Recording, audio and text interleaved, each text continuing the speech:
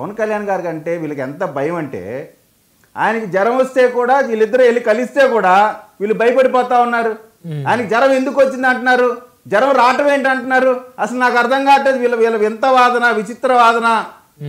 అంటే ఇక్కడ ఒక్కటే ఏంటంటే మెగా ఫ్యామిలీ అంటే వైఎస్ఆర్ కాంగ్రెస్ పార్టీకి, జగన్మోహన్ రెడ్డికి భయం.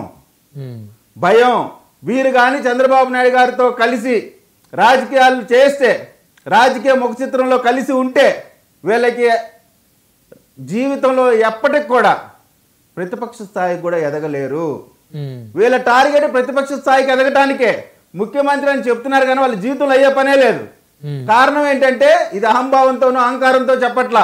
ఈ రోజున ప్రజలకు కావాల్సినటువంటి ప్రతి సంక్షేమాన్ని అందిస్తా ఉన్నాం, ప్రజలకు కావాల్సిన ప్రతి అవసరాన్ని తీరుస్తా ఉన్నాం. ఈ రోజున పెన్షన్లు కూడా అందరికి కూడా ఇచ్చాం. గతంలో ఏం చేసేవాళ్ళు, పెన్షన్ కి ఒక నెల తీసుకోకపోతే 2 నెలలు క్యాన్సిల్ చేసేవాళ్ళు. కానీ 2 నెలలు తీసుకోకపోయినా 3వ నెలలో ఈ 2 నెలలు కలిపి 3వ నెలలు కూడా కలిపిస్తున్నాం. మా ఉద్దేశం ఏంటి, పేదవాడు అనేవాడు ఇబ్బంది పడకూడదు.